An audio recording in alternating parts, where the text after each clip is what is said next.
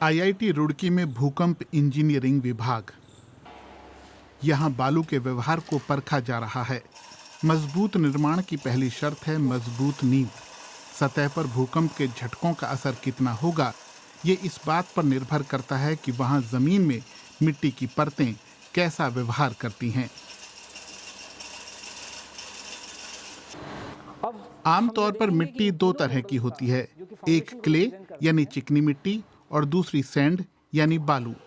खासकर मिट्टी अगर बालू वाली हो तो भूकंप आने पर उसके नीचे मौजूद पानी सतह पर आ जाता है। इसे लिक्विफेक्शन कहते हैं, जिसे प्रोफेसर बी.के. माहेश्वरी एक शेक टेबल के जरिए अपने छात्रों को दिखा रहे हैं। अलग अलग स्ट्रेंथ लेवल पर मिट्टी का व्यवहार अलग अलग होता है। और भी कुछ ऐसी चीजें हैं जो सिर्फ मिट्टी के साथ घटती हैं, जैसे लिक्विफेक्शन। इसमें मिट्टी द्रव की तरह व्यवहार करती है। अगर जमीन जवाब दे गई तो नींव नहीं टिकेगी और ढांचा ढह जाएगा। इसलिए यह बहुत ज़रूरी है कि ढांचों के भूकंप रोधी डिजाइन से पहले हमें नींव का अर्थक्वेक रेजिस्टेंस डिजाइन बनाना होगा। भूकंप की ना तो भविष्यवाणी संभव है और ना ही उन्हें रोका जा सकता है। ऐसे में इकलौता समाधान यही है कि इससे होने वाले जानमाल के नुकसान को कम से कम किया जाए और इसीलिए ऐसे स्ट्रक्चर बनाने होंगे जिनमें भूकंप के झटकों को झेलने की क्षमता हो।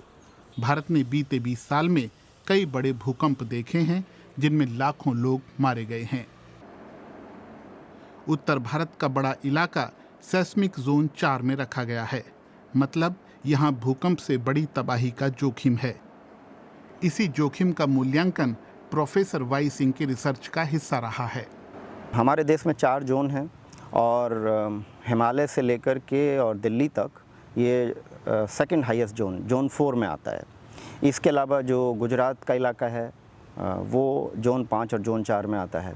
तो काफ़ी बड़ा इलाका है जहाँ काफ़ी सीवियर अर्थक्वेक आने की संभावना है। इसके अलावा देश का ऐसा कोई स्थान नहीं है जहाँ पर अर्थक्वेक आने की संभावना बिल्कुल ना हो। तो अर्थक्वेक आने की संभावना तो पूरे देश में है, यानी अर्थक्वेक रेजिस्टेंट घर बनाना पूरे देश में ज़रूरी है।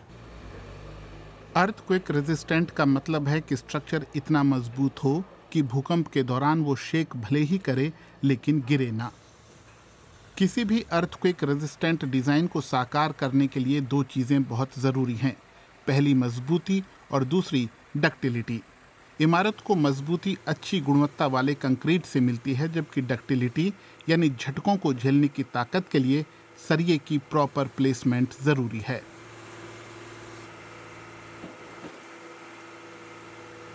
नॉर्मली स्टील वगैरह जो है वो आपका एक कंट्रोल्ड मैन्युफैक्चरिंग प्रोसेस से बन करके आया है, तो वो ताकत तो ले लेता है, लेकिन कंक्रीट में कई बार डिफ़िकल्टी हो सकती है। इसलिए कंक्रीट की क्वालिटी को मेंटेन करना बहुत ज़रूरी है। तो इससे आपको क्या है, कंक्रीट में जो अर्थक्वेक के समय में जो उस पर स्ट्रेसेस डेवलप होगा वो आपका स्ट्रेस कंक्रीट रेसिस्ट करने के लिए तैयार होगा। अगर आपने प्रॉपर कंक्रीट बनाया है तो ये आपके स्ट्रक्चर को सेफ बनाता है। कंक्रीट को 2 स्तरों पर परखा जाता है, पहला उसकी मैन्युफैक्चरिंग के दौरान और दूसरा हार्डनिंग के बाद।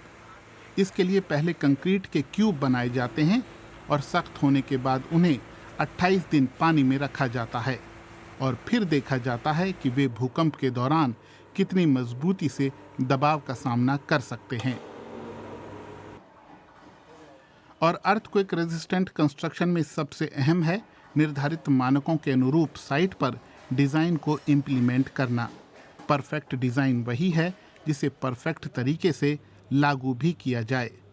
ज़्यादा से ज़्यादा लोग शहरों में आ रहे हैं, तो ऐसे में उन्हें सुरक्षित और किफ़ायती घर मुहैया कराना बहुत ज़रूरी है।